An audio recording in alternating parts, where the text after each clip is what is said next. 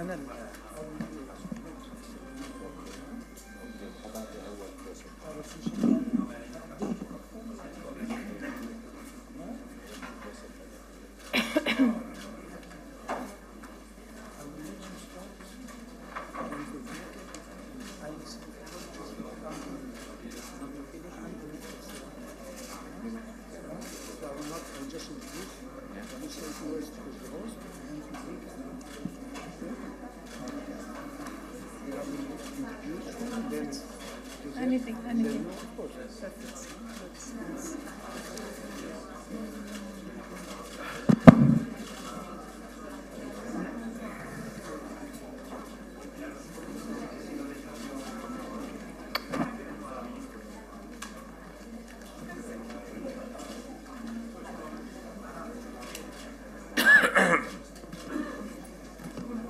Ladies and gentlemen, I'm extremely excited. You are double the number we had last year for the press conference, which means that the UFM is more and more an important subject for the media. We have with us, of course, the co-presidency of the Union for the Mediterranean, Her Excellency Federica Mogherini, Vice President and High Representative, His Excellency Ayman al-Safadi, Minister of Foreign Affairs of Jordan, and of course our dear host, the Minister Josep Borrell, Minister of Foreign Affairs of Spain.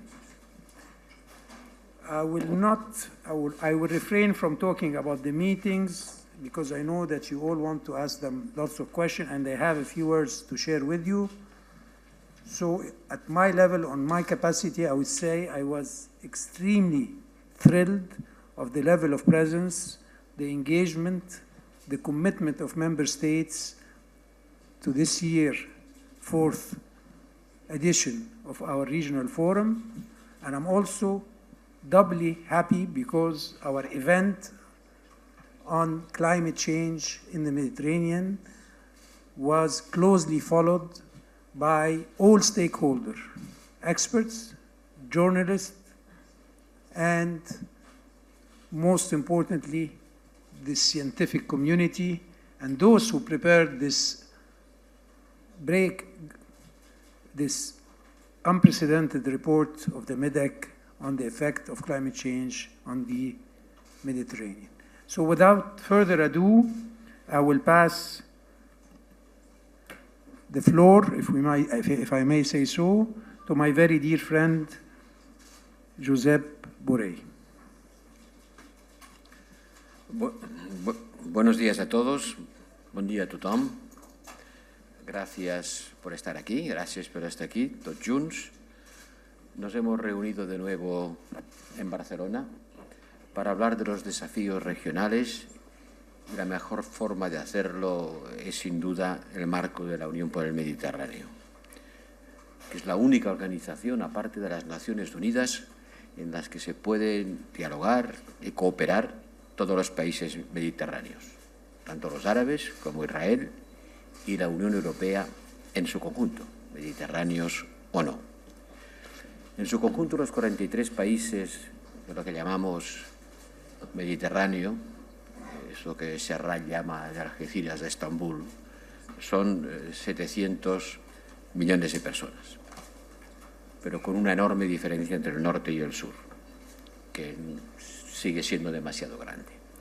De todo esto hemos hablado y seguiremos hablando en esta reunión, precedida de una importante tarea de la sociedad civil en torno al cambio climático. No me voy a extender más, creo que la presidenta, los copresidentes de esta reunión, señora Mogherini, alta representante, y el ministro Jordano, podrán explicarles mejor que yo el contenido de nuestros trabajos. Muchas gracias.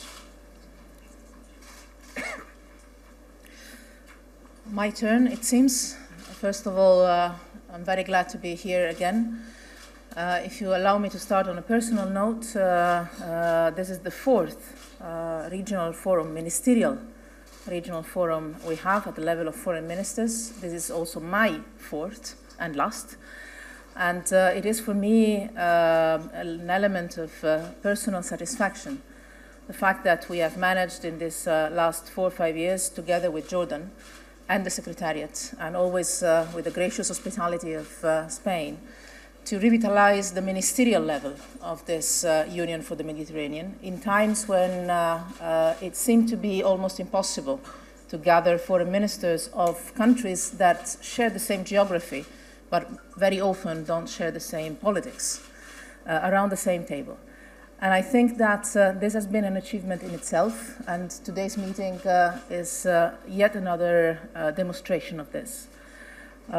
Because the success of this mechanism is that it focuses on common interests, in common opportunities, and in ways in which practically different players, different stakeholders, not only governments but also civil society, can overcome political obstacles and put the people of the Mediterranean region at the center of our common action.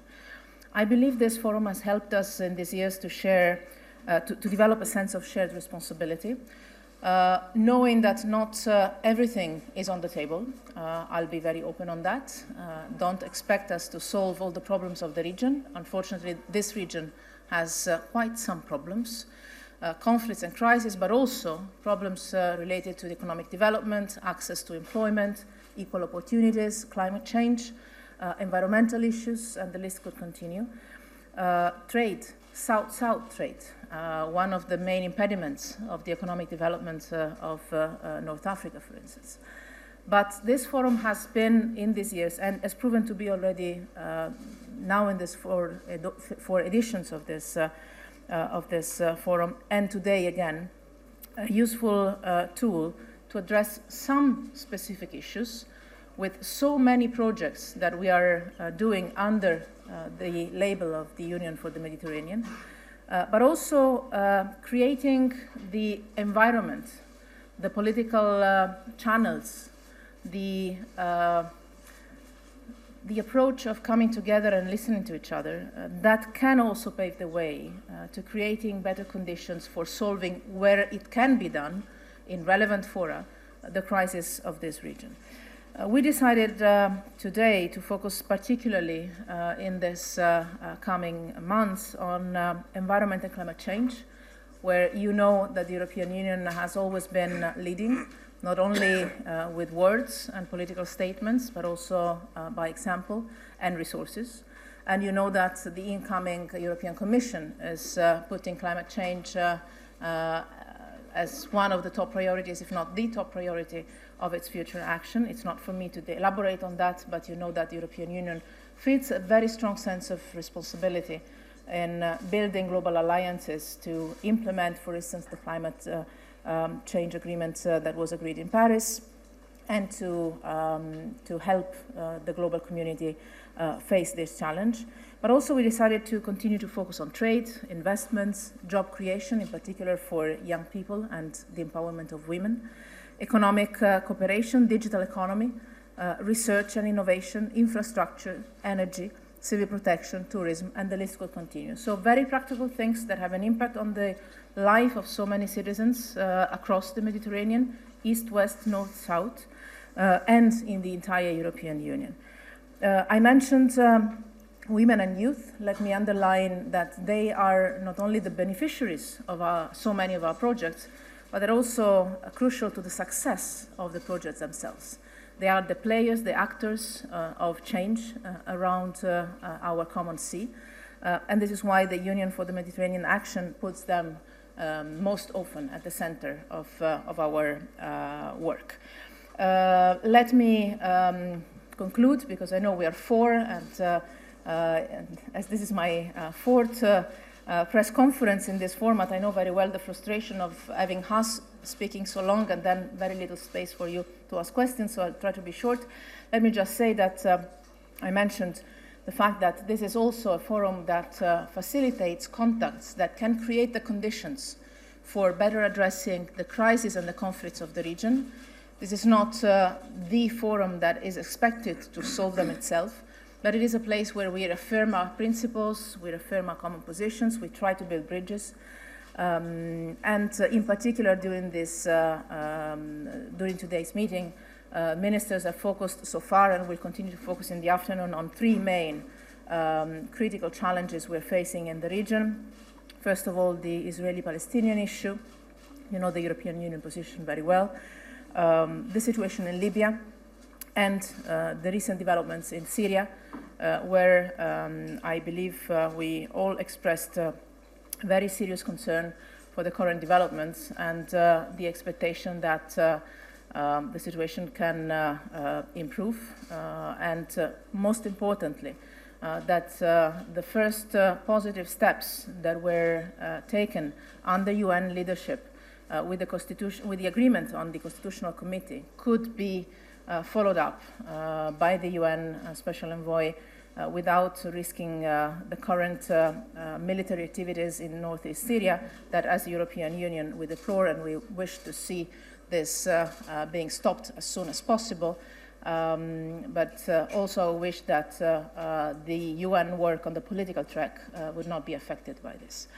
With this, I will stop here, confident of the fact that my co-chair, my good friend Ayman, is going to fully complement my remarks with words that I will for sure 100% share. Thank you. Thank you so much, Federica. You know that you speak for both of us, and allow me to start, please, with some genuine and Federica, I've had the forum for so many years with you as well in your capacity as High Representative. I want to thank you for your partnership. I want to thank you for the tremendous effort that you made over the years to ensure that we bring our region closer together and overcome the challenges that we have. And I wish you the best in whatever you choose to do next. And my dear Josep, first of all, congratulations on behalf of His Majesty King Abdullah II and all the people of Jordan on the National Day, which I believe you will celebrate in 2 days. Jordan and Spain have always enjoyed and taken pride in the historical relationship that we've had, and we've always cooperated. So heartfelt congratulations on that. And again, congratulations on your new position. And I look forward to continue the partnership that we've had, the very solid partnership that have done a lot of good work in our, again, joint effort towards our joint objective of realizing peace and stability and overcoming the crises that affect our one region. So congratulations, and I wish you the best. And I also want to thank Nasser and your team for the wonderful job that you've done putting together this conference and the one before. Our gathering here, the forum here, is a very good example of how effective and needed multilateral work is. It is also a message that we're committed to multilateralism, and we're committed to working together to address the many challenges that face us. As Josep said, we're a huge region, millions of people. We have a lot that is in common. We must build on it. That is our history. That is our common civilization. And we have our differences. And these we need to accept and respect and see as a source of enrichment, a source of great will for all of us to benefit from. If history has taught us anything, it is that we cannot overcome challenges unless we work together. We cannot seize the many opportunities that our region offers unless we pool our resources and move forward. Federica mentioned the very important scope of work that the forum has. In addition to that, we'll continue to work in partnership to address the many challenges. We want to bring stability to our region. We want to bring peace. We want to bring development. We want to create an opportunity. And that we cannot do unless we solve the crisis that we all face. Palestinian-Israeli conflict must be resolved on the basis of a two-state solution. Syria must overcome its crisis, and peace and stability must be reached through a political settlement. Yemen must be resolved. Libya must be resolved. Terrorism, which is a threat to all of us, must be addressed. Enormous challenges, but many more opportunities. And I think together we will be able to continue to try and resolve them. I think we all expressed our positions on many of those issues in the interventions we had during the forum, so we'll say no more and probably just look forward to hearing your comments and answering your questions. Thank you again, my dear friends, and thank you, Josep, for the wonderful hospitality that Spain continues to offer to all of us when we come to this beautiful city. Thank you. Well, our co-presidency and host have gracefully accepted to take a few questions. So Please name your organization, please. Thank you, Your Excellencies. I'm Najla Habiri from Asharq Al-Awsat newspaper. My question is particularly addressed to you, Your Excellency, Mr. Ayman Safadi. Yesterday, we woke up to the news of a Turkish incursion in northeast Syria.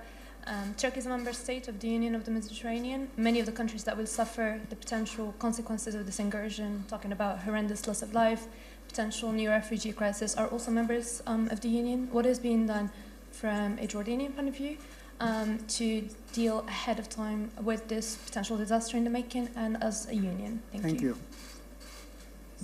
Thank you. I think we spoke on that yesterday and just earlier today. We urge a halt to this attack on Syria. We believe that there is no military solution to the crisis in Syria. The only way to solve the crisis is a political solution that would ensure the stability of all for Syria and for its region. And in Jordan, we reject and refuse any infringement on Syrians' sovereignty and territorial integrity, and we condemn any action that threatens the territorial integrity and sovereignty. We will continue to work together along with our partners in the EU and in the rest of the international community, again, to reach a political solution that preserves the unity of Syria, that ends and defeats terrorism in Syria, that leads to the departure of all foreign forces from Syria, that create conditions conducive for national reconciliation and the return of refugees to Syria.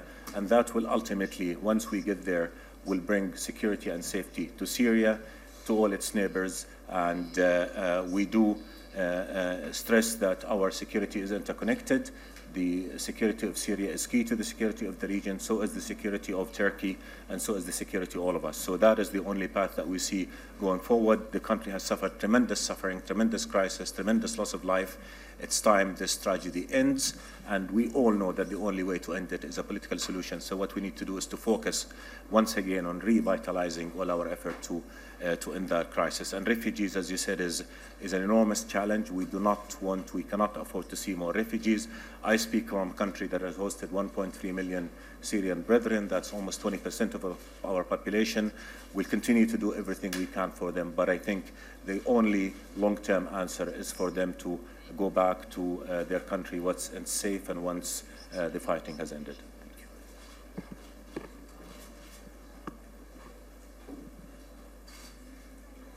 Thank you. Lara Malvesi from the Spanish newswire EFE. I have a question for Secretary General regarding the report on climate change that was published this morning. What do you forecast will be the consequences for the development and the economy of the countries of the region? Thank you. Well, actually, this report, as much as it is alarming in terms of the findings, that proves beyond any doubt that our Mediterranean is one of the most affected regions by this phenomena of climate change.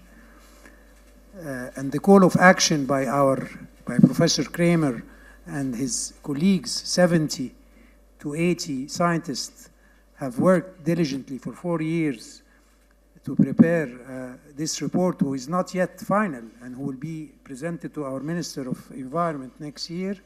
As much as this report points out to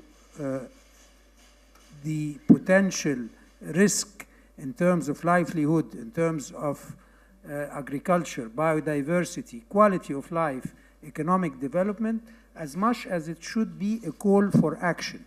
Because what you see in the report does not in any way or sense take into account if our government comes together in a multilateral, in a national, at the national level, but also in a multilateral way to deal with climate change in terms of mitigation and in terms of turning it into even, I will dare say, an opportunity.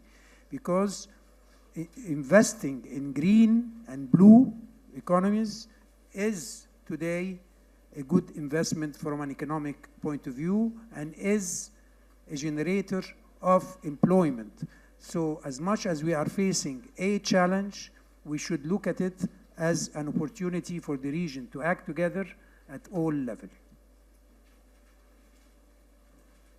This gentleman, please. I gave him the floor. Sí, buenas tardes. Soy Luis Caelles de TV3, Televisión de Cataluña. La pregunta es para la alta representante de Política Exterior de la Unión Europea, señora Mogherini, y es en relación con la ocupación o la invasión de Turquía. El presidente Erdogan ha hecho esta mañana unas declaraciones en las que advertía o casi amenazaba abiertamente a la Unión Europea, diciendo que si se habla de invasión les envían 3,5 millones de refugiados. La pregunta es, viendo lo que hemos visto estas últimas 24 horas, bombardeos aéreos sobre poblaciones civiles, bombardeos también con artillería terrestre, civiles huyendo, soldados y infantería entrando en Turquía, la Unión Europea habla de invasión, en este caso de la zona de Rojava, del norte de Siria, y un poco al hilo, yo no sé si la actitud del señor Erdogan, cree usted o teme usted que pueda dar la razón a quienes en su día, cuando se firmó el acuerdo en 2016, independientemente del contenido del acuerdo, hablaron de que eso podía ser una llave en manos de Turquía que dejaba a la Unión Europea en una situación diplomática muy frágil. Gracias. I'm going to answer in English, if you allow me. My Spanish is not yet good enough. It's one of the first things I will do as I will step down from my office, study Spanish properly. We have been very clear and united and speaking quite at an early stage as European Union with all the member states about the military intervention that Turkey has launched in the northeast of Syria yesterday. I was actually in Jordan when we got the news of this potential developments. We already expressed a very firm position, warning that a military action in the northeast of Syria would have created consequences that would have been very heavy from a humanitarian perspective, from the perspective of displacement of people, both inside Syria and outside of Syria. In connection with the activities and the achievements that the anti-Daesh coalition has managed to build, because obviously destabilizing further that area of Syria could have a potential effect also on the fate of the foreign fighters that have been detained in the centers that are controlled in this area. So could undermine the good progress that has been done on the territorial defeat of Daesh in that area, and could undermine also the overall balance in the region even further. And, as I mentioned in my opening remarks, could make the work of the UN even more difficult, as they are aiming at restarting, with our full support, political negotiations in Geneva to fully implement the UN Security Council Resolution 2254. So I hope that this start of my answer gives you a sense that for the European Union, is crucially important to focus on the situation in Syria for Syria itself.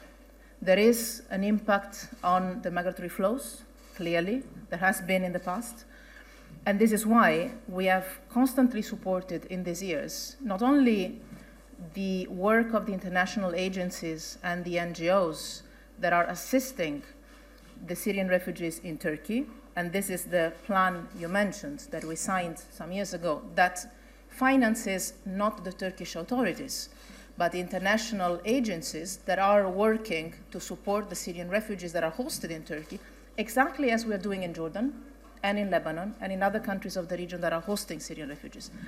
And I said it, I think very clearly yesterday in the European Parliament, I think that we would make a mistake if we were to now put into question the European Union financing to these humanitarian activities that are supporting the lives of Syrian refugees in hosting countries in the region in connection with the activities that Turkey is undertaking from a military point of view, because this money doesn't go to Turkey, go to the agencies that are supporting Syrian refugees. We have to be careful of not making the Syrian refugees victims twice, once of the war and the fleeing, and second time of the lack of funding. And again, look at countries like Jordan or Lebanon, but also Iraq or Egypt, and compare the numbers. Whenever I hear this, I say it in a personal capacity, but whenever I hear that the first victim of the refugee crisis is Europe, well, look around the region and then we'll discuss again. Our position on the military intervention that Turkey is undertaking in the east of Syria is clear. We ask Turkey to stop it. We believe the consequences would be extremely dangerous.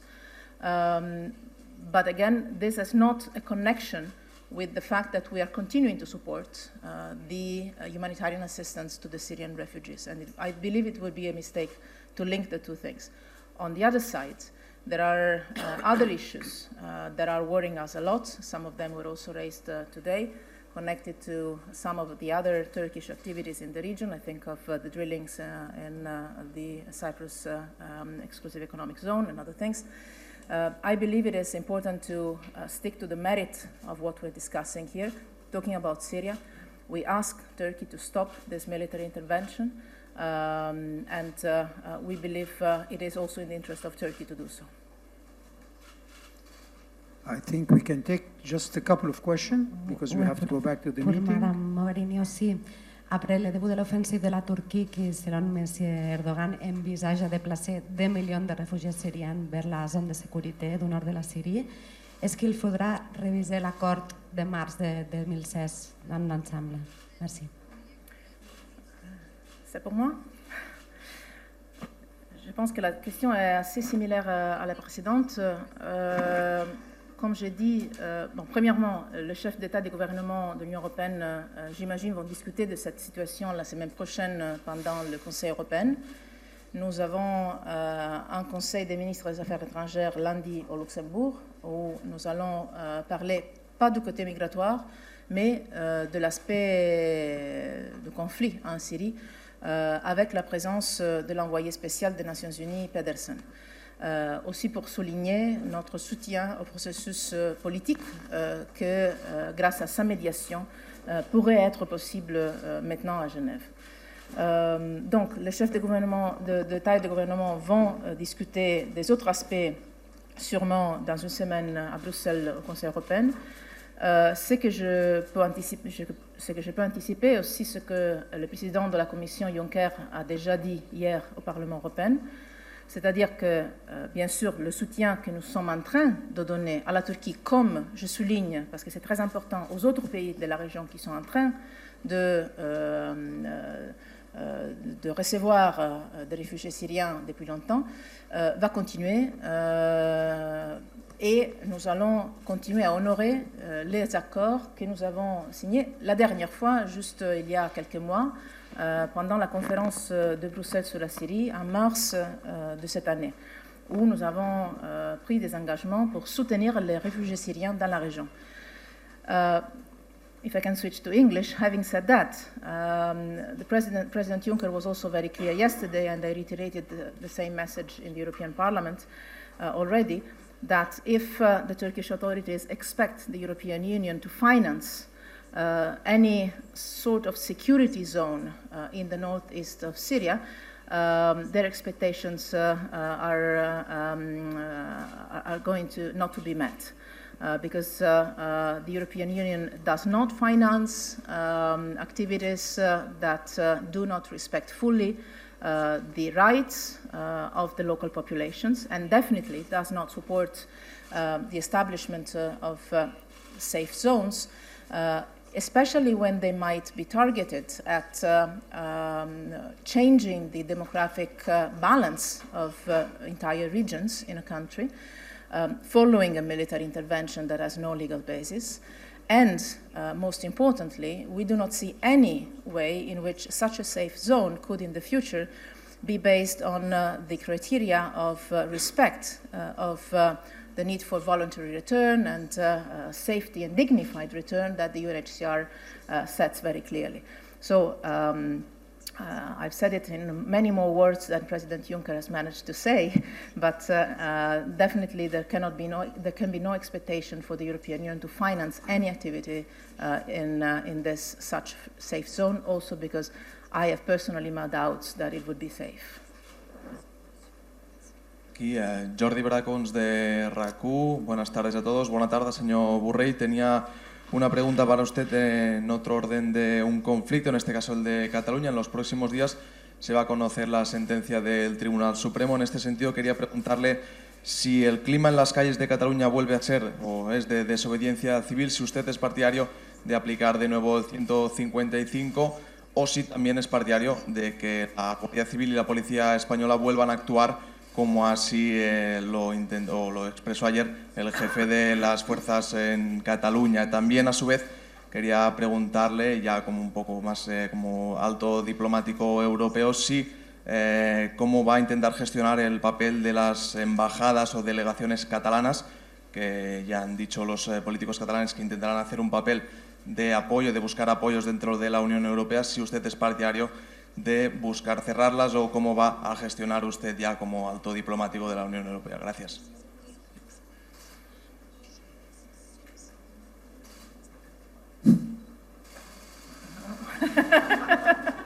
It's for you. Bueno, creo que no hemos hablado de estos temas en la reunión, ¿no? No. ¿No, verdad? No. No. No, no hemos hablado de estos temas. Esta es una reunión sobre el Mediterráneo. Yo soy el ministro de Asuntos Exteriores en funciones de España y puedo contarle lo que usted quiera sobre lo que nos ha traído aquí. Lo que nos ha traído aquí es hablar sobre los problemas del Mediterráneo. No creo que esté en la agenda ninguna de las cuestiones que usted ha planteado. Y sobre lo que voy a hacer como alto representante, cuando lo sea, pues naturalmente será actuar de acuerdo con los tratados de la Unión Europea y en el más estricto respeto a la legalidad de cada país y a la legalidad internacional. No puedo hacer otra cosa, faltaría más, ¿no?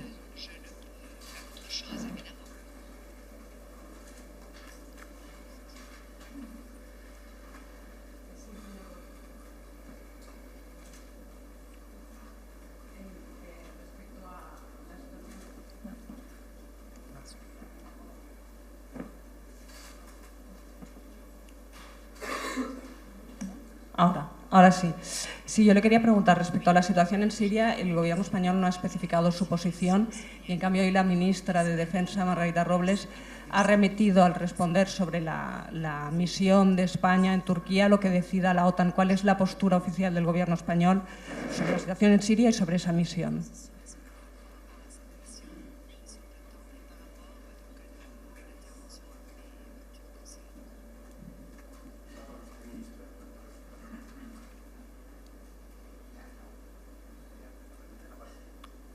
Sobre la situación en Siria, la verdad es que no puedo sino reiterar y repetir lo que ha dicho la alta representante. Europa habla con una sola voz, que la expresa la señora Mogherini. A veces son varias voces, pero lo importante es que seamos un coro afinado. Puede haber matices, pero que en su conjunto emitamos el mismo mensaje. Y España, como gobierno, estoy hablando como ministro en funciones de España, junto con los otros 28 países de la Unión, al unísono hicimos ayer un llamamiento al cese inmediato de la ofensiva en el nordeste de Siria, por las razones que ha explicado la alta representante. Es un problema que no se va a resolver a cañonazos y, por supuesto, estamos muy preocupados y ocupados en intentar que se ponga en marcha un proceso político que se ha iniciado ya con la reciente formación de un comité constitucional en Siria para buscar una solución política al conflicto. ¿Sobre? Misión militar de España en Siria. Perdón, es que no la oigo. Si no le dan el micrófono. Sí. Sí, sobre la misión compartida con la OTAN, sobre la que le preguntaban esta mañana a la ministra Margarita Robles.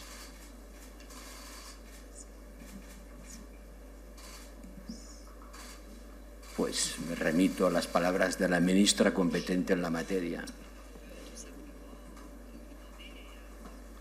Well, the last question will be from the lady from M2, Maroc.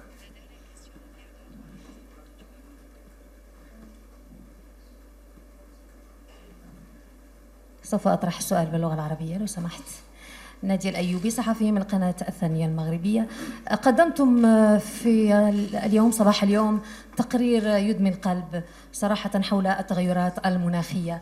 سؤالي سيد الأمين أوجهه أيضا حتى للسيدة موغريني والأساتذة الكرام، ما هي المجهودات أو ما هي الخطوات العملية القادمة لأجل الحد من تأثيرات التغيرات المناخية؟ هل هو دعم المبادرات؟ هل هو تمويل هذه المبادرات حتى نحد نحن أيضا من الحديث عن آثار وننطلق نحو الأمام؟ شكرا لكم. Mrs. Mogherini. Yes, absolutely so. Here I speak for the European Union, but I am sure that this commitment and engagement that I can express on behalf of the European Union will be reflected also in the work of the Union for the Mediterranean that we will share with our partners in the region. There is not only the concern and the denounce, but also the financing from the European Union in particular of most of the climate change initiatives that are leading the way in the world today. I am sure that you can receive a detailed briefing of all the financing, of all the single projects that the European Union is already undertaking, not only in the European Union territory, but also in the region, and if you are interested in that, also around the world. Because the work we have done on climate change has been part of one of the, I would say, most successful experiments we have done to expand the scope of the European Union foreign policy.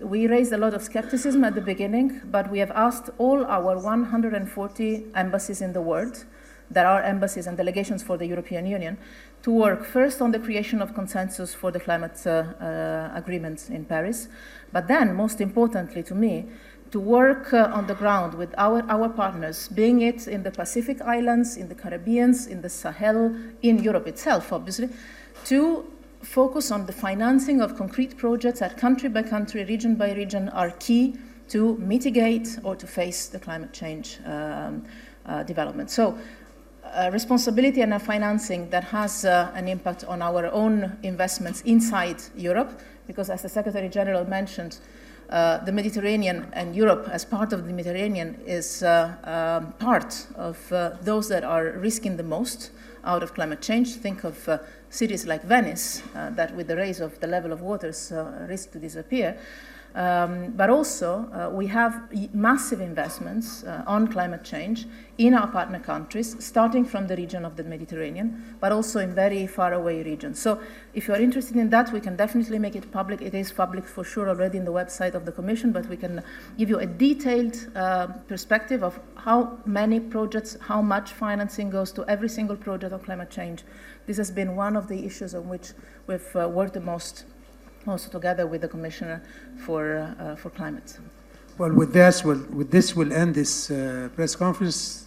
Thank you very much for being with us today, but also thank you, Minister Safadi, His Excellency Mogherini, and Minister Borrell for answering your questions. Thank you very much. Thank you.